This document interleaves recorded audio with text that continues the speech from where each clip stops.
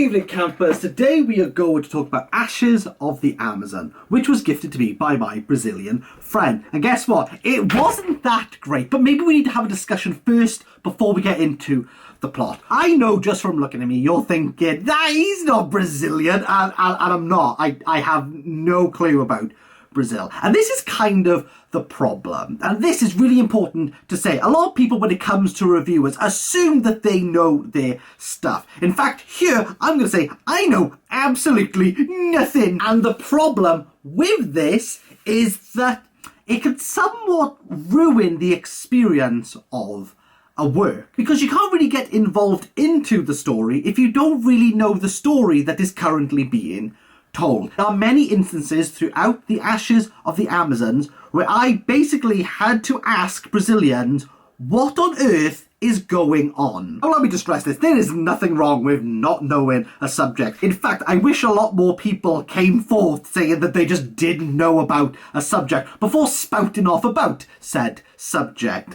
Ultimately, I know nothing about what was going on between 1950s, maybe 1960s, possibly going into the 70s, Brazil. And the problem with a book like Ashes of the Amazon is that it doesn't really tell you why anything is going on. But despite its detriment to the Anglosphere, maybe the author, Milton Hatum, doesn't need to say why. Why? Because he's a Brazilian author. The primary audience of this book, which was translated into English for me, a little Welsh boy, to glaze over with his eyes, is that the audience knows their history. They know their recent history.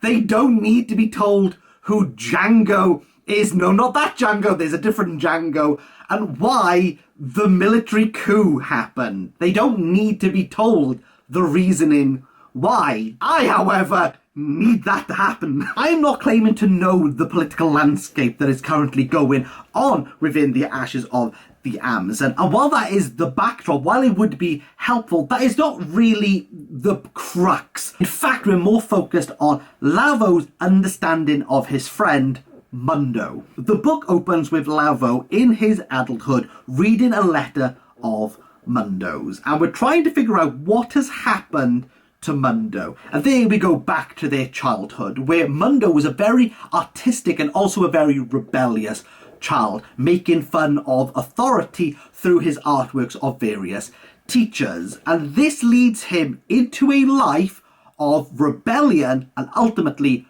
protest. And how he goes about rebellion and protest is by mocking authority through his artwork. It's something we see from his adolescence all the way up into his adulthood. And it is this that is his passion, it is his freedom, but ultimately it is his demise and it is his death. Mundo's artistic expression that he puts within the pivotal work Rivers of Crosses is something like we see in Fowler's work and also Fuchs's work. I'm fully aware that this is more about like a protest that was going on with Argentina, but Fuchs is Brazilian and he's kind of using his art to protest the protest of Argentina. Like, just go along with me on this one, okay? But nevertheless, we're beginning to make these dots. Modern Brazilian authors are using their art to criticize what has come before. And from my reading of Brazilian literature, we can see that this has happened from the off. I'm aware that it's not protest art, but Andrade's Macunaíma, one of the landmark novels that pioneered the modernist movement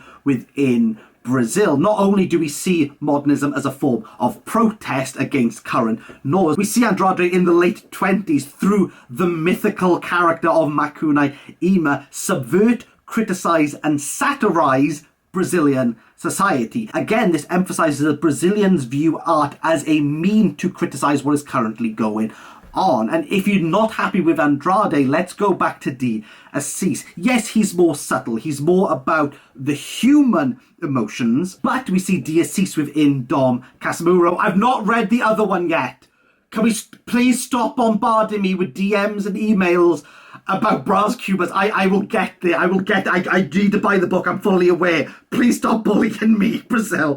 Please stop bullying me. But Dom Casimiro, even though it wasn't that great, is pulling punches about societal norms and human morality attached to that. There is something about Brazilians who are using their art to protest what is currently going on around them. If they are not happy with the current system, the Brazilians seem to be able to tell you quite directly what they do not like. Amundo is really passionate. He wants to tell you what he hates about the current political coup, even to the behest of his father, who wants him to attend military school, who wants him to be part of the establishment, of the norm, of the generation that he feels is putting Brazil in the right step, even at the behest of his own son Mundo, who wants nothing to do with what is currently going on with the upheaval of Brazilian society. And that,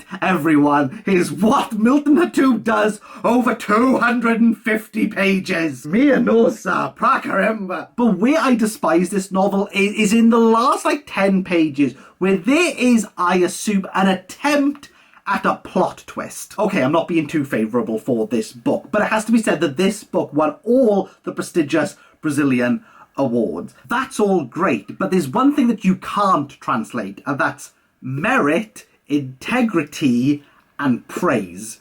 You can't do that with a translated book. It doesn't matter how many people adore this in the original. As soon as you fling this out into the world, there's an element of that passion, that's something that captures people's attention, that just gets lost within the ether. And this is a really important question, because I think people forget this when it comes to translated works.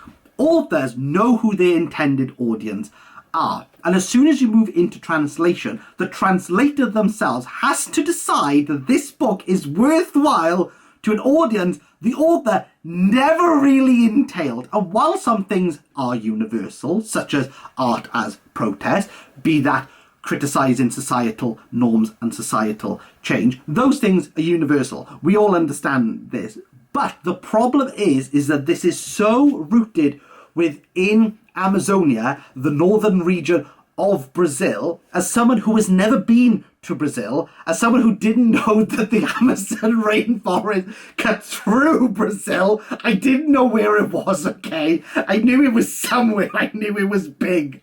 I don't know. It is hard for me to be invested in a place that is vividly written about, that I have no concept about. I have no connection to this place. I know nothing about it. And to talk about books where I've read, an example of a book that I read recently and reviewed, The Throne. Like I said with this book, I know nothing about Renaissance Italy. Like I know Rome, I know the Colosseum, but anywhere else in Italy, I have no understanding. I have no tangible grasp. And simultaneously, because I mentioned it within The Throne, I think Wolf Hall, for people who have no concept of England, this is really difficult. You try to explain Hampton Court to someone if you've never been to Hampton Court. It's quite difficult to do, and to build an entire narrative about a place that you have no grasp on, or have no understanding of, or have no understanding where it is. I know Brazil exists on a map. This is as far as you can go. I know Christ the Redeemer, which is Rio de Janeiro, which I generally thought was the capital. Turns out it was the capital in the 60s, but now it's Brasilia. I don't know where Brasilia is. Where's Brasilia? But also, look at Amazonia, look at Rio de Janeiro. They're all the opposite side. It's an opposite side. I am nearly as close to the Amazon as someone in Sao Paulo. Think about that. My reference point to Brazil is just Christ the Redeemer. I just know the statue. That's all I know. That's all I know. And by reading these translated books, does it at some point become a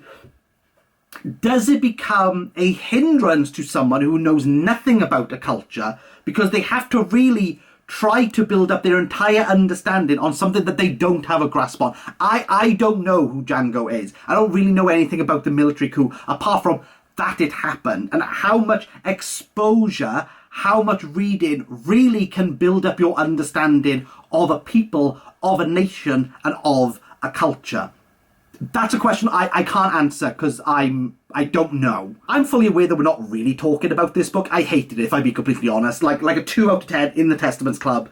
Like, I don't really have anything much to say about it. I think it's quite heavy with what it wants to do. Again, this is a story about Mundo told through his friend's understanding of Mundo. So there's definitely like a separation that is happening with the characters, and by doing that you somehow detaching them. So I didn't really care about any of these people, and the demise of Mundo at the end, there's a bit of you that goes, well, he kind of had that coming, didn't you?